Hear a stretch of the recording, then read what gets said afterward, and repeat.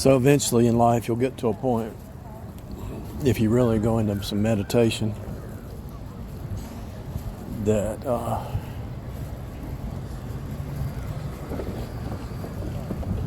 you're just walking through this dream life, this movie,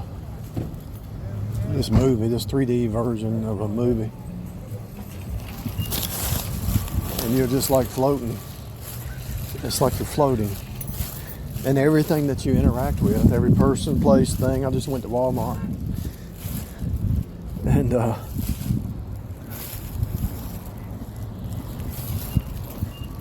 it's almost like it was surreal, because it's like everybody who shows up in your experience, part of the movie, you know.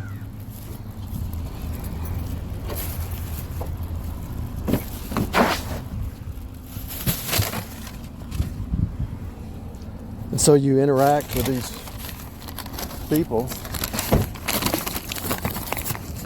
who are still in the 3D cares of this life, you know. In other words, what I'm saying is you're looking at life from the 5D, looking at it from the 3D, like you're looking. It's like if you wrote a book.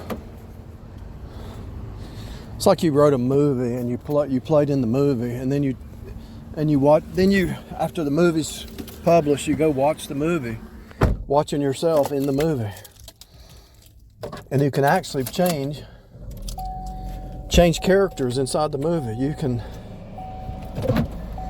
change jobs, change locations, change your sleep patterns. You can change your way of view if you renew your mind enough, change the way you think, change the way you deal with people.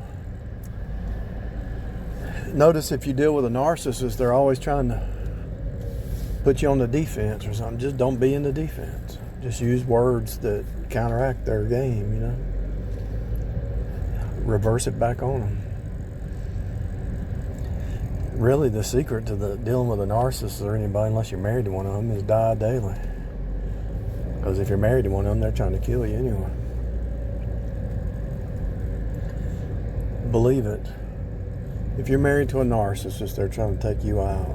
If they can't vampire off of you, they're going to try to take you out. If you don't look at them and worship them like they're something special, they're going to try to take you out.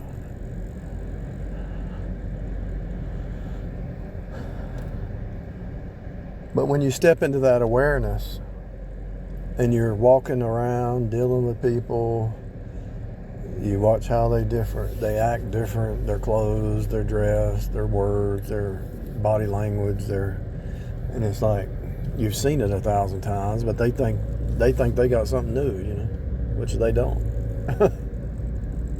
There's nothing new. How is it that doctors can diagnose a person? Because they've looked at too many cases and found out it's the same repeat pattern going over and over.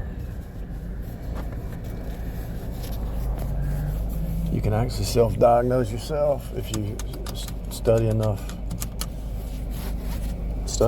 and watch what happens when you eat certain foods or vitamins or amino acids or whatever.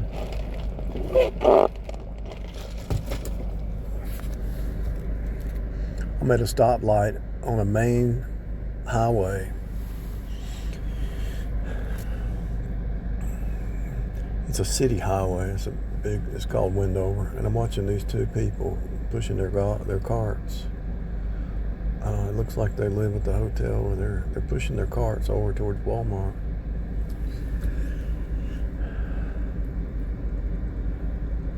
Okay, so they got their clothes. They're pushing their carts across the street, and they've got their clothes in these. They're using these baskets to carry their clothes around. And they're stopping at the street corner to put a sign out. And they think they got something new. They don't.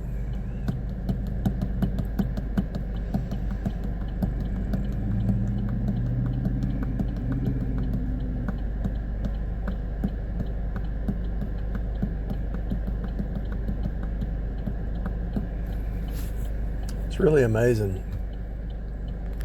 When you see when you step into source code and then you look around you, look at yourself inside the game, inside the simulation. You look at yourself inside the simulation and you realize this whole time was a repeat simulation trying to wake you up to what's going on. It's a copy machine. I was thinking about, if you go to any church and you say something about predicting the future, they'll call you a false prophet or whatever, even though the Bible's full of predictions. Even though we know the rapture's going to happen, we know the book of Revelation, we know the book of Daniel, we have the Holy Spirit, we're sealed until the day of redemption. If you say you can predict stuff, they call you a false prophet when you're not really doing anything they can't do. Everybody's doing it all the time. When you get in your car to go home, you're predicting how long it takes you to get home. Every moment of every day, you're predicting something. How long it takes you to get to work, how this food's going to taste, if you want to go here, what you got to do, the outcome before it happens. And most of the time, you're right. Most of the time, your predictions are right. It's going to take me 5 minutes to get home. Most of the time, you're right. But in the back of your mind, say, well, if traffic's bad, it might take me 10 minutes, 15 minutes. But most of the time, you're right down the line. You're actually predicting the future all the time. So when the presidential people look at the stars to predict the future, they're looking at repeat patterns, Because if everything down here is a prediction, everything in the star repeats, every cycle repeats, it's already written, people. The Bible says it's written. You can watch somebody who's smoking 3 packs of cigarettes a day, and they're going to get brown lung eventually. You can watch somebody who's drinking a 6-pack of beer every day, they're going to get cirrhosis of the liver eventually. You can predict it. You see somebody overeating all the time, they're going to gain weight. You can predict it. It's not rocket science. When you enter into this understanding that every moment is a prediction, the Bible's giving you the prediction, telling you what's going to happen before it happens. The Bible tells you about the hive mind in Revelation, the 7-year tribulation. Everybody takes the mark of the beast, which it's already here. It just hasn't culminated yet. Everything's a prediction. Everything's a foreknowledge. Everything's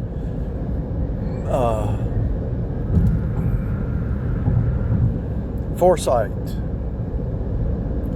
And so, because somebody has used their mind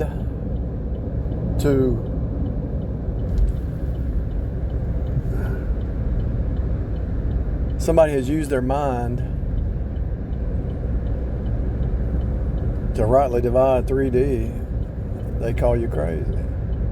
Because you can see the future before it happens, because it's actually happening now.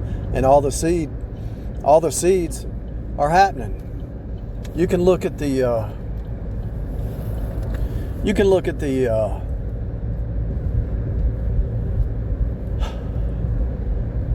at your gas hand and know how many miles you can have before you're out of gas. You're predicting. You can look at the TikTok and what's popular and know how the younger generation is going to think, because what they're filling their mind with is just scrolling through the phone. You know how they're going to think. Predictions are normal. Foresight is normal. Not having foresight is abnormal. It's the flesh mind. It's just, think about before you got saved. You was just doing whatever. You wasn't thinking about the consequences. You didn't know your left hand from your right hand. You didn't know what's going on. You didn't see the consequences.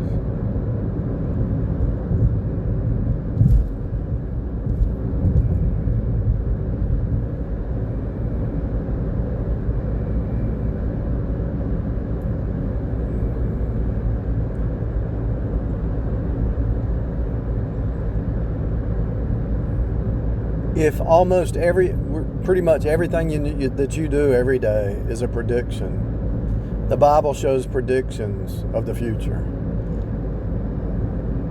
Adam and Eve, the prophets of old, they predicted the future. If everything is a prediction,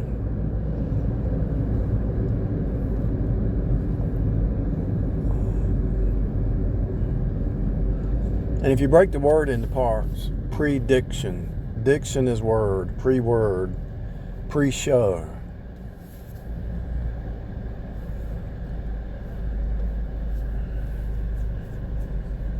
Pre-written, pre-said, pre-tell, foretell. You already know. You're just not exercising it. You have the mind to see this, but you're not exercising it because the distractions. It's right in front of us. I was wondering what my next revelation would be in this decoding process that I've been doing for the last 12 years, and it all came together. I was wondering what's the next thing I'm going to learn, because I see it's just a repeat, deja vu and so the next thing that showed up was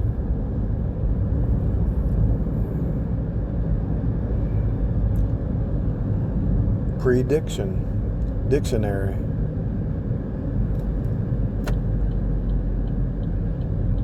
To pre-say, pre-tell, foretell, beforehand. You know it beforehand. You already know. The Uber drivers know what I'm talking about. They know when it's going to be busy. They know when they're going to make more money. The businesses know what I'm talking about. The managers, the owners of the businesses. You already know it if you think about it. Because all you have to do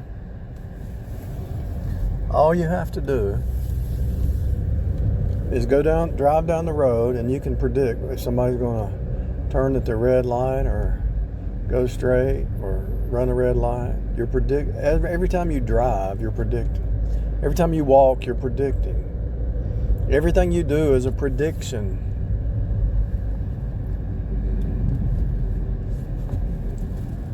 The predictions show you what's going to happen, and it's like I say, it's happening all the time in front of you.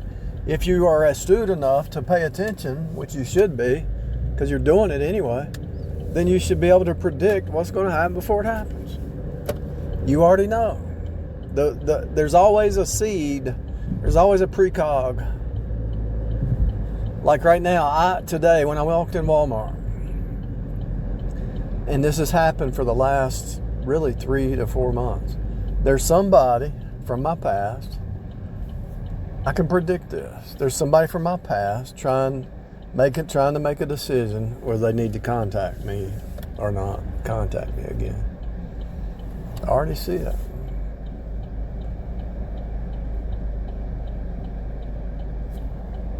I already see it.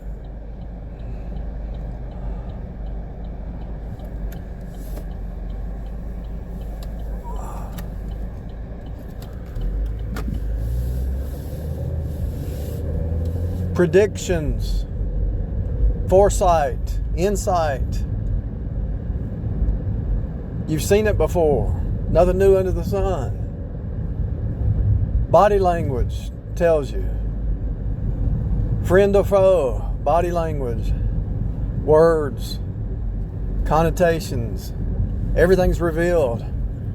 Unless they're good mimic, or unless they're good at hiding it, everything's been revealed. Body language. You already know. Are they on your team or not on your team? You already know. Think about what they've said, how they've acted. Do they have your back or not? Think about how they've acted. Think about how they treat other people. The way they treat others is the way they'll treat you. Look at their character. It's all revealed, people. My stepmother said one time, And I'll never forget it. She said, the way they treat others is the way they'll treat you. And I said, oh, that's a major, major, major data point in life.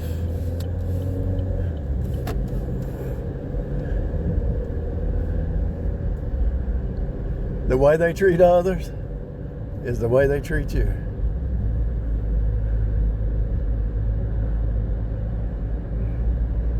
If you got some woman cheating on her husband trying to get in your door, if you take her in, she's going to cheat on you.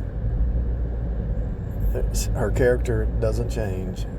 No matter if she thinks the grass is greener on the other side, you let her in the door, she's going to act the same with you as she did with him.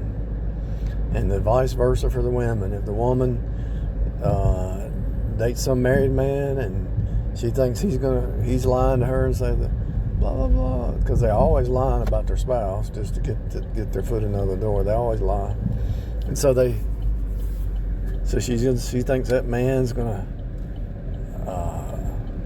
leave his wife and treat her better than he treated his wife. That's the biggest, fattest lie that she would ever believe.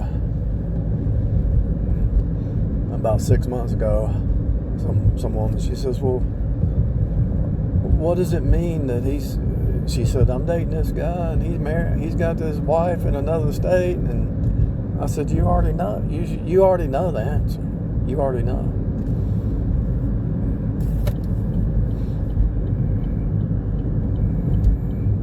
Now she's living in a camper somewhere.